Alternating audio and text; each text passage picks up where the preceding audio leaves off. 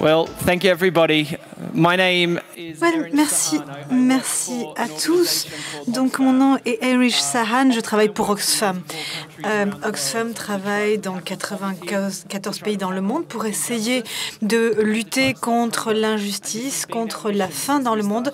C'est notre mission depuis que nous avons commencé en 1942. As a part of what I do for Oxfam. Et donc, je vais essayer de vous expliquer ce que je fais pour Oxfam. C'est essayer de changer le comportement des entreprises. Depuis que je suis tout petit, j'ai toujours vu les entreprises et comme le business comme ayant un fort impact sur ce qui se passe dans le monde et sur le devenir des gens dans le monde. Et je me suis rendu compte que aujourd'hui, il y a vraiment un impact des entreprises sur la vie des gens. Et donc, mon travail, c'est de voir comment on peut travailler à l'interface. Je vais vous raconter plusieurs histoires. Tout d'abord, une qui, à Sumatra, en Indonésie, dans le cadre d'une campagne que nous avons menée pour essayer de changer les entreprises, le comportement des entreprises qui vendent des denrées alimentaires et des boissons. Donc, Ahmad, je l'ai rencontré il y a 2 ans et demi en Indonésie, à Sumatra.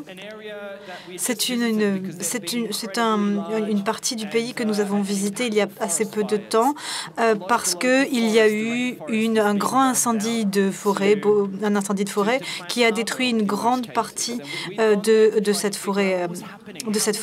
Et on est allé voir qu'est-ce qui se passait, quel était l'impact sur les communautés locales. J'ai passé la journée avec Ahmad et sa famille et sa communauté. Et après quelques heures où on a essayé de faire connaissance, essayé de comprendre ce qu'il arrivait, Ahmad m'a amené pour faire une promenade et il m'a amené voir ce que vous voyez ici sur la diapo. C'est ce qu'est devenu la rivière locale dans les 20 ans qui ont suivi la perte de ses terres. Dans les années 90, des entreprises occidentales sont venues et ont jeté les gens hors du village, les ont désappropriés de leurs terres, expropriés de leurs terres. Et c'est des choses qu'ils n'ont pas pu arrêter. C'est des choses pour lesquelles ils n'avaient pas le pouvoir de bloquer ce genre de choses. Et avant ça, quelle était la vie de Ahmad? Quelle était la vie de la communauté? Cette rivière, c'était une grande rivière. C'était un endroit où ils allaient pêcher. C'est un endroit où ils pouvaient pêcher suffisamment pour vendre aussi sur le marché aux autres communautés. Ils faisaient pousser des légumes, ils avaient des plantations de caoutchouc et ils avaient suffisamment de revenus, ils avaient suffisamment de nourriture pour être autosubsistants et pour aussi aider les communautés voisines à survivre. Aujourd'hui, cette rivière a été son cours a été redirigé vers l'entreprise, vers l'usine de fabrication d'électricité. Et aujourd'hui, il a été exproprié de ses terres et il a été relogé dans un lotissement construit là aussi par l'entreprise qui avait construit l'usine de génération électrique. Ils n'ont plus le droit de faire pousser des légumes et les feux de forêt dans la région ont aussi poussé tous les singes de la forêt à venir vers les villages, de telle sorte que même s'ils faisaient pousser des légumes, ils seraient tous détruits et mangés et piétinés par les singes qui se rapprochent de plus en plus des villages. De telle chose que tous les matins, quand Ahmad se réveille, il espère avoir un travail à la petite journée, mais il a ce sentiment d'impuissance. Ils ont le sentiment qu'ils n'ont plus d'impact sur leur vie, et ils n'ont plus d'impact sur les conditions dans lesquelles ils travaillent. L'histoire de Ahmad, malheureusement, n'est pas unique. On voit vraiment tout ce problème autour des terres partout dans le monde. Et en Afrique, c'est aussi le cas parce que la terre, c'est quelque chose, la propriété foncière, c'est quelque chose qui est important parce qu'on veut, nous, ici, dans les pays occidentaux, on veut consommer de plus en plus, on veut de plus en plus de produits, on veut plus de sucre, on veut de la viande, on veut toutes ces choses. Et toutes ces choses ont besoin, pour cela, il nous faut de la terre et pourtant, c'est un de ces biens qui n'est pas infini. Et tout cela n'est pas bien réparti entre les différents pays. Et c'est des choses qui se produisent aussi bien en Indonésie, en Asie du Sud-Est, en Amérique latine et en Afrique. Et nous, qu'est-ce qu'on peut faire? Je pense qu'il y a 4 forces qui à la fois tirent et poussent tout autour des entreprises. Alors tout d'abord, il y a les pouvoirs des travailleurs, des communautés, des agriculteurs, les gens qui travaillent pour les entreprises, des gens qui fournissent les entreprises et des communautés qui sont impactées par les activités des entreprises. Les gouvernements sont ceux qui définissent les règles et ils ont eux-mêmes leur propre pouvoir pour essayer de forcer les entreprises à faire certaines choses. Et puis aussi, il y a des forces qui tirent les consommateurs, qui sont de plus en plus éclairés, qui savent de plus en plus ce qui se passe, qui savent davantage ce qu'ils consomment. Ils peuvent aussi tirer les entreprises et avoir un impact sur leur comportement. Et puis, il y a les investisseurs, les gens qui sont les propriétaires, qui sont les actionnaires. Et donc, en fait, on travaille au niveau de ce paradigme, au niveau de ces forces contradictoires. On sait que les entreprises ont un impact sur les vies des gens partout dans le monde. Et aujourd'hui, quelles que soient les tendances dont on entend parler, on a toujours 800 millions de personnes qui vont se coucher le soir en ayant faim.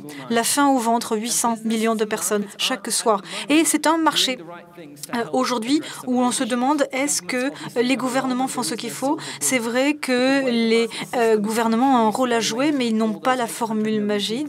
Et que peut-on faire pour ces 800 millions de personnes? Et on veut arriver à un monde où l'entreprise responsable, c'est la norme, la manière dont ils traitent leurs employés, les fermiers, les communautés locales. Tout ça s'est transformé d'une telle manière et doit se transformer de telle manière que les gens soient traités différemment. Et donc, on s'est dit, bon, essayons d'utiliser certaines de ces forces. Les consommateurs sont préoccupés quand même par ce qui se passe. Les consommateurs, la société civile, qu'est-ce qu'on peut faire pour des gens comme Hamad? Et on a réussi à réunir 700 000 personnes de manière à faire pression pour que les grandes entreprises de l'agroalimentaire fassent les choses différemment et pour avoir un impact sur ces questions foncières et d'expropriation terrienne.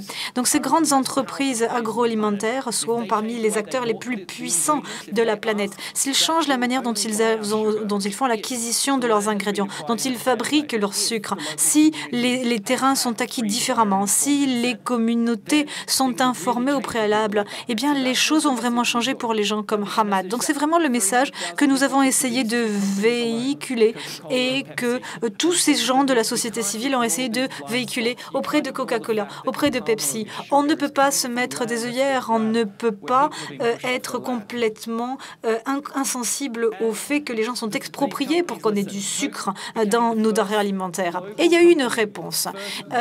Coca-Cola était une des premières entreprises internationales à informer les communautés, à se rapprocher de communautés et à les informer des projets. Même chose pour Pepsi-Cola. Pepsi-Cola, peu de temps après Coca-Cola, ils leur ont emboîté le pas, ils ont essayé. Donc, on a vu aussi Nestlé, on a vu Unilever, on a vu tous les autres grands acteurs des entreprises agroalimentaires en leur demandant de travailler au niveau de leur chaîne d'approvisionnement et d'essayer de changer les choses.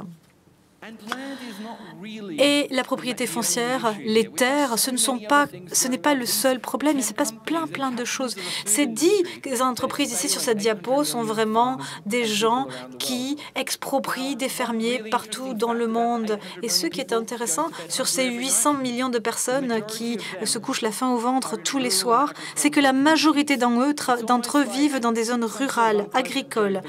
Donc, c'est les gens en fait qui font pousser notre nourriture, qui sont les gens qui ont le plus faim dans le monde et qui sont les plus pauvres du monde. Et pour nous, franchement, c'est pas suffisant de dire bon, allez, on va essayer de les aider un petit peu, on va essayer de voir si on peut faire quelque chose en travaillant auprès des acteurs de l'agroalimentaire. Il faut vraiment être beaucoup plus actif et on s'est vraiment descendu qu'on allait aller au-delà des droits à la terre et qu'on allait aussi pousser ces entreprises à changer d'autres choses pour que les gens puissent sortir de la pauvreté. pauvreté.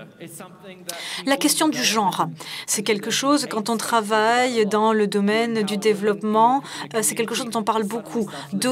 Redonner du pouvoir, remettre le pouvoir entre les mains des femmes, ça permet d'aider les communautés. Et dans beaucoup de communautés, c'est vrai que les femmes sont vraiment poussées à l'arrière-plan. Elles ne peuvent pas faire grand-chose dans leur communauté. Ce sont souvent elles qui font pousser ces ingrédients, mais après, elles n'ont aucun impact sur ce qui va arriver ensuite dans la chaîne d'approvisionnement.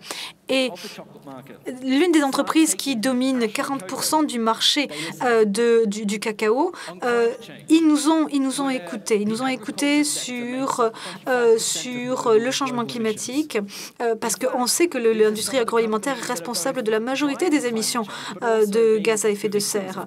Et il faut savoir que ces personnes sont aussi les victimes du changement climatique, parce qu'il y a un impact sur toute la chaîne. Et donc, on a demandé à toutes ces entreprises de bouger.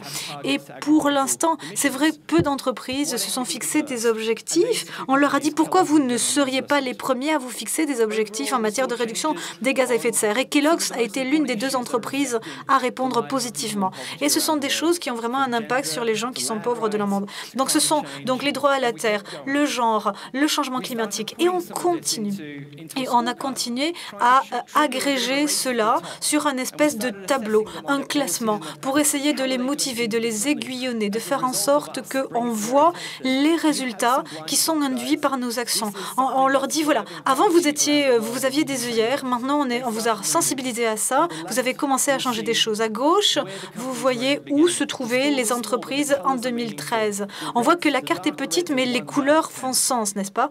Le rouge, plus la couleur est foncée, plus le résultat est amélioré. On voit que 2 ans plus tard, mars 2015, on voit que les couleurs changent, on voit que les gens écoutent les histoires, ils écoutent les histoires de Hamad.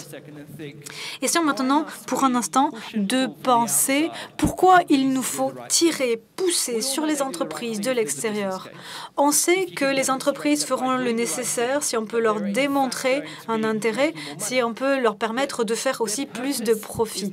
Parce que leur finalité, il faut qu'on les amène à faire la bonne chose. Il faut faire en sorte qu'ils travaillent au service de la communauté. Et pour l'instant, les entreprises qui dominent notre système n'ont pas cela parmi leurs objectifs. Et il faut les aiguillonner, les pousser, les tirer. Pourtant, il y a de nouvelles entreprises, de nouveaux modèles qui apparaissent dans les pays en développement, en Afrique, en Asie.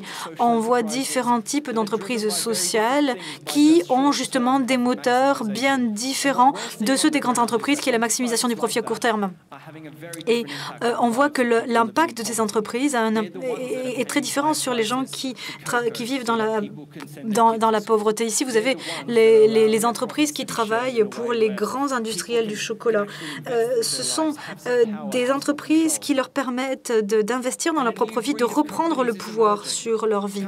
Et puis, on a aussi une nouvelle race, si vous voulez, d'entreprises qui émergent, où les employés sont traités différemment des entreprises qui ont des fermiers, des agriculteurs intégrés dans le conseil d'administration et qui ont leur mot à dire sur les salaires, sur la manière dont les gens sont traités. Et cela est le cas dans les pays en développement et dans les pays développés. Donc, pour prendre congé de vous, j'ai une question et j'ai un défi. C'est très ennuyeux et ça fait très siècle dernier de se dire oui, on aime les entreprises. L'entreprise aujourd'hui, c'est très différent. Ça a plein de visages. Ça a autant de visages que les gens dans cette entreprise. Je pense qu'il faut pousser les entreprises à se comporter différemment, mais surtout à vraiment changer de business model de manière à avoir un impact, de telle sorte que dans tous les domaines de la vie, que vous soyez un travailleur, un citoyen, un agriculteur, il faut que vous puissiez avoir un impact sur la manière dont les politiques sont faites, remettre en question les gens, solliciter les gens de manière à ce que l'objectif des entreprises soit conforme à ce que l'on veut, à savoir réduire la pauvreté dans le monde et aider les gens à ne plus avoir faim. Merci beaucoup.